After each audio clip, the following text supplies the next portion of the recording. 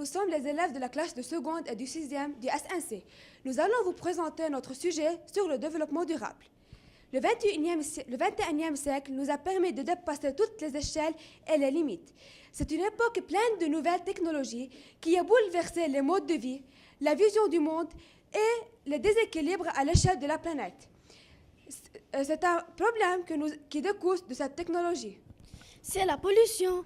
Elle tue 5,5 millions de personnes par an dans le monde. Et il semble même qu'elle est devenue le 4e facteur de décès prématuré sur Terre. Cette dernière a plusieurs causes.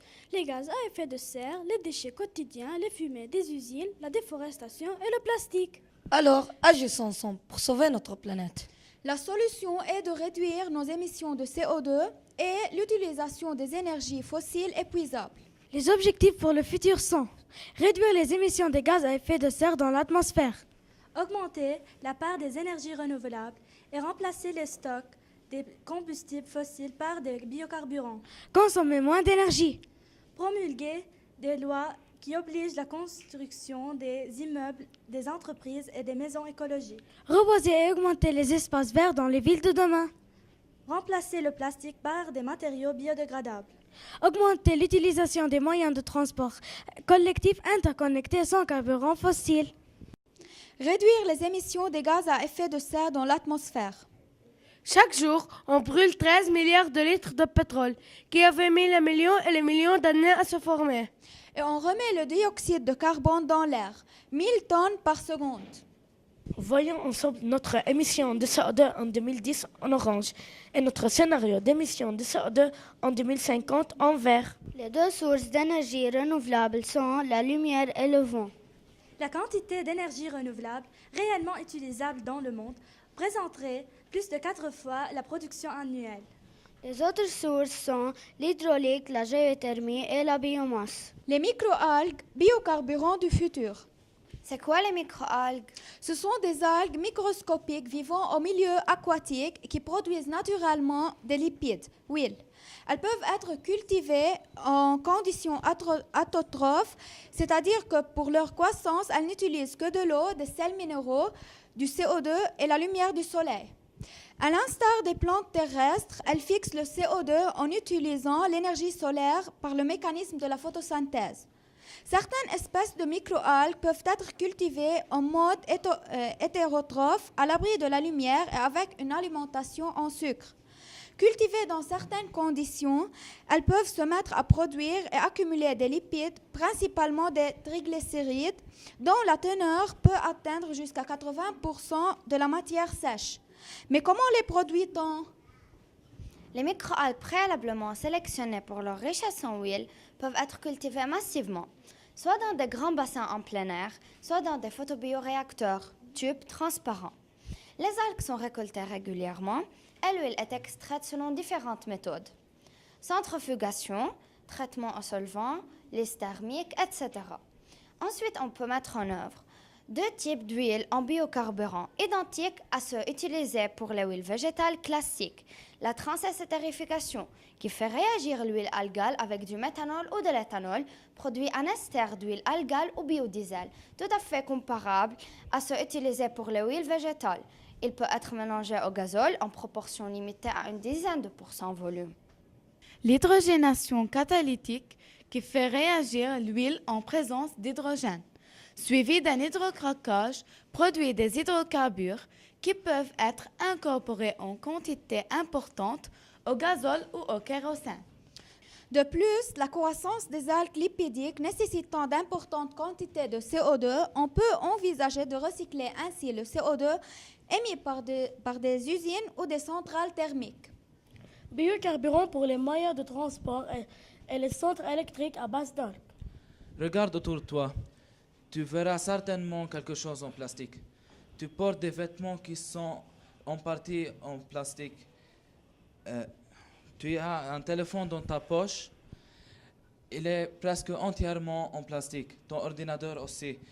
Une grande partie de nos aliments et de nos boissons sont emballés en plastique. La plupart des jouets sont en plastique. Sais-tu qu'un briquet met 100 ans pour se décomposer? Une serviette hygiénique, 450 ans. Un sac en plastique, 450 ans.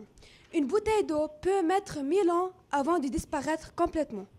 Malheureusement, même s'ils finissent par disparaître, mais les résidus toxiques de leur décomposition, eux, restent. En effet,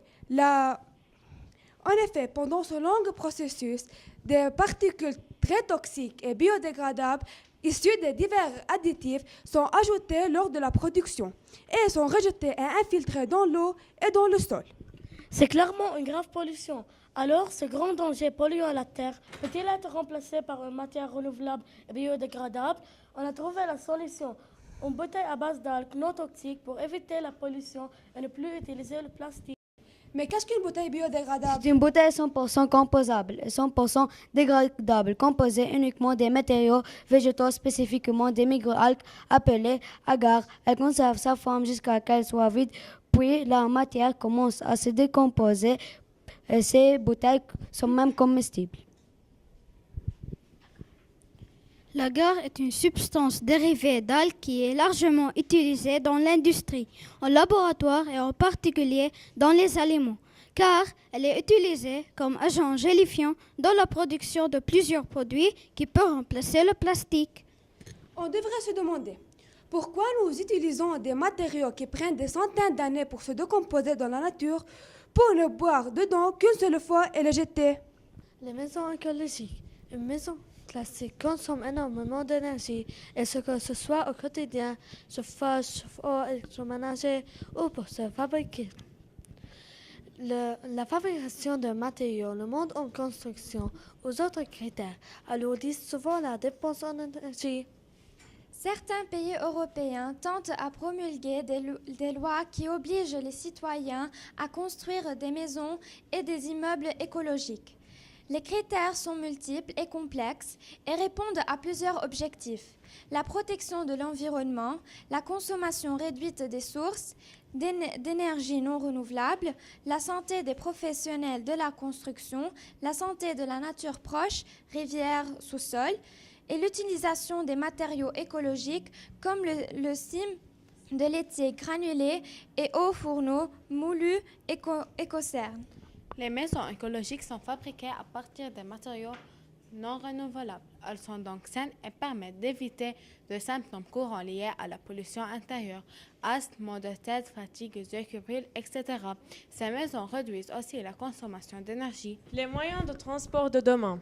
Avec les contraintes économiques et la nécessité de réduire la consommation énergétique, un nouvel impératif est né, aller plus vite tout en consommant moins, vers une automatisation de la voiture. S'il y a quelques années, la voiture autonome relevait encore de la science-fiction, les chercheurs pourraient rendre cela réalité. En effet, de nombreux moyens de transport sont déjà fortement automatisés. Dans les avions, l'automatisme à travers le pilotage automatique a amélioré la circulation aérienne. Le train à sustentation magnétique moins gourmand en énergie.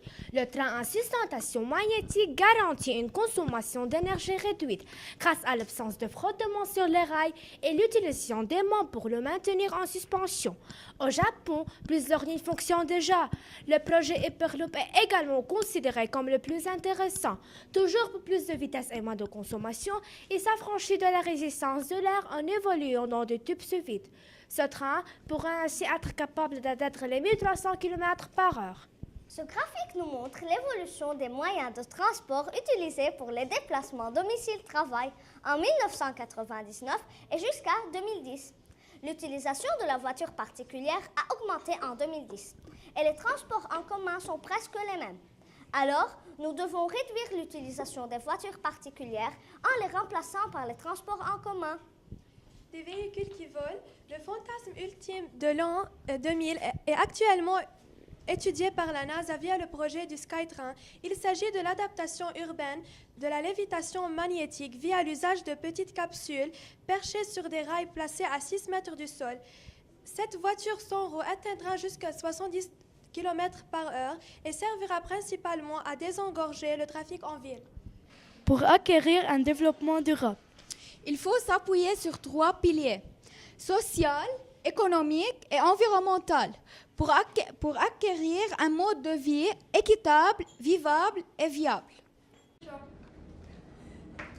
Merci de votre attention. Et voici nos maquettes préparées pour ce projet.